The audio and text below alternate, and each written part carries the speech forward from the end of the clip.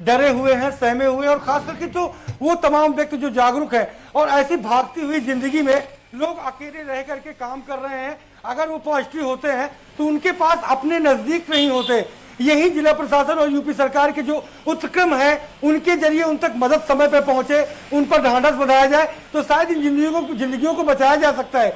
लेकिन यहाँ पर उलट काम हो रहा है। रात को कोविड कंट्रोल रूम ऑफिस के बाहर देर रात तक लोग मदद के लिए वहां पर चिल्लाते रहे, गिड़गिड़ाते रहे, आवाज देते रहे, लेकिन कोविड कंट्रोल रूम से कोई नहीं निकला। साथ ही विभाग जो है जो कोविड कंट्रोल में लगे हुए हैं, चाहे एलडीए हो, चाहे जिला प्रशासन हो, स्थानीय पुलिस हो या फिर नगर निगम हो, वो अपनी कमजोरियों को कैसे छिपाने का काम कर रहे हैं। वो भैंसा कुंड में जिस तरीके देर रात वो वीडियो वायरल हुआ था और लोग जो बिल्कुल संजय, मैं आपके पास आऊंगा। बरेली से हमारे संवाददाता अजय जुड़े हुए हैं। बरेली की क्या स्थिति है वो आप बताइए, वहां हालात कैसे हैं, उसके बारे में हमारे दर्शकों को जानकारी दीजिए।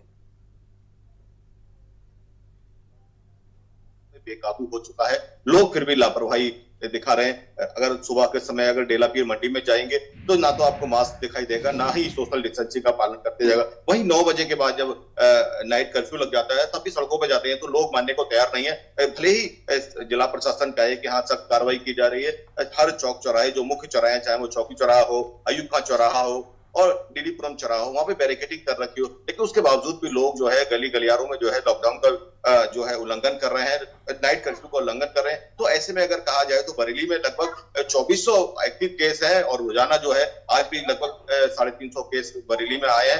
तो ऐसे में ये कहना गलत नहीं होगा कि बरेली में कोरोना जो है बेकाबू हो गया है। और लेकिन अगर बरेली की जनता अगर सजग हो दिखाती है, सजगता का पाठ पड़ जाती है तो शायद इसको कंट्रोल किया जा सकता है। लेकिन अभी फिलहाल अगर बरेली की बात की जाए तो कोरोना बिल्कुल, आप बने रहिए अजय कश्यप हमारे साथ। एसएस झा, आज तो वहां चुनाव भी है और कोविड के केस भी लगातार बढ़ रहे हैं, आपके जिले की क्या स्थिति है वो हमारे संवाददाताओं को बताइए और दर्शकों को बताइए।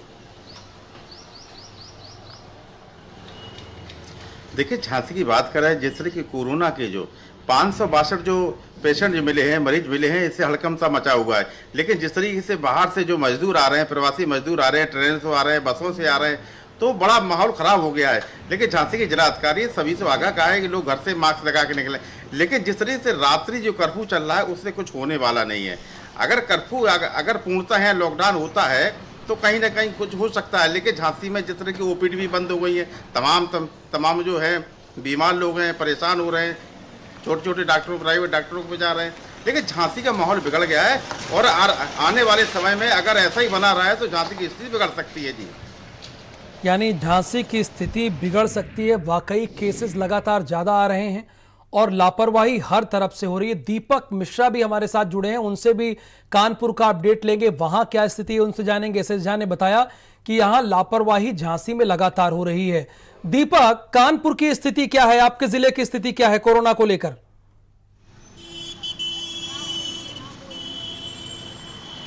देखिए, कानपुर की बात किया जाए तो कानपुर में भी लापरवाही का आला मैं आपको बताना चाहूंगा। मैं चाहे बाजार हो, लगातार जो है लोगों की तरफ से लापरवाही की जा रही है। ना ही तो मास्क का प्रयोग किया जा रहा है और ना ही सोशल डिस्टेंसिंग की जो है परवाह कर रहा है कोई। आपको बताना चाहूंगा क्योंकि अब यहाँ पर जो है कोरोना महामारी के प्रकोप के दौरान जो है वो चुनाव भी कराया जा रहा है, तो वहाँ भी जो है जमकर सोशल डिस्टेंसिंग की धज्जियां उड़ाई जा रही हैं। कोविड मानकों का पालन किसी के द्वारा नहीं किया जा रहा है, लेकिन बावजूद इसके प्रशासन जो है वो दावे करता है कि जो है पूरी तरीके से कोविड मानकों का पालन कराया जा रहा है। लेकिन आपको बताना चाहूंगा लापरवाही का आलम यहाँ तक की है कि अभी कल की आपको बात बताऊं तो एक ही अपार्टमेंट में 100 से ज्यादा कोरोना पेशेंट मिले थे। बावजूद इसके प्रशासन ने ना ही वहाँ पर जो है हॉट स्पॉट जोन बनाया और ना ही वहाँ पर जो है लोगों को एहतियातन जो है समझाया बुझाया। आपको बताना चाहूंगा लापरवाही वहाँ उस अपार्टमेंट में बराबर रूप से जो है वो की जा रही है, जिसके चलते जो है वहाँ आने वाले समय में और भी कोरोना के मरीज देखने के लिए मिल सकते हैं। जी राहुल, यानी चुनाव में भी इसका पालन नहीं हो रहा है कोविड प्रोटोकॉल का, आप ये कह रहे हैं? बिल्कुल राहुल, आपको बताना चाहूंगा ये एसीएम प्रथम है कानपुर के, उन्होंने जो है साफ तौर पर उन्होंने बिल्कुल मजाकिया अंदाज में कहा कि यहाँ पर लोग जो है वो सोशल डिस्टेंसिंग का पालन नहीं कर पा रहे हैं और हम करा भी नहीं पा रहे हैं। सबसे बड़ी बात ये थी कि उन्होंने स्वयं इस चीज को माना है कि प्रशासन जो है वो कोविड मानकों का पालन कराने में असमर्थ सा नजर आ रहा है और वो नहीं करा पा रहे हैं। जी। संजय, तो इतनी आधी अधूरी तैयारी के साथ चुनाव करने की क्या जरूरत थी? जब प्रशासन ही हाथ खड़े कर देगा और कोविड प्रोटोकॉल का पालन नहीं करा पाएगा तो क्या फायदा है फिर? बिल्कुल, जिस तरीके से चुनाव हो रहे हैं और आज प्रथम चरण के चुनाव है, तैयारियां एकदम पूरी नहीं है। और उसका मैं आपको एक रिजल्ट परिणाम बताता हूं उदाहरण के तौर पर कि अभी 2 दिन पहले ही ट्रेनिंग दी गई थी जो पोलिंग पार्टियां थी। गोमती नगर का एक प्राइवेट संस्था है, स्कूल है, वहां पर 10,000 लोगों को बुलाया गया था छोटे से हॉल में और ठस करके लोग बैठे थे। तो सरकारी उपक्रम जब बिना कोविड के प्रोटोकॉल के होंगे तो जो यहाँ से मैसेज मुख्यालय से लेके जाएंगे वही उन जिलों पर भी वो अधिकारी वो कर्मचारी उसका पालन करेंगे, क्योंकि कोविड प्रोटोकॉल का कागजों में निर्वहन करना, उसकी जिम्मेदारी के साथ जमीन पर जाना, ये बड़ी बात है। और इसी वजह की जो लापरवाही है कि केसेस लगातार बढ़ते जा रहे हैं और यही वजह। अजय, संजय, एसएस झा और साथ ही साथ दीपक, आपका इस जानकारी के लिए बहुत धन्यवाद।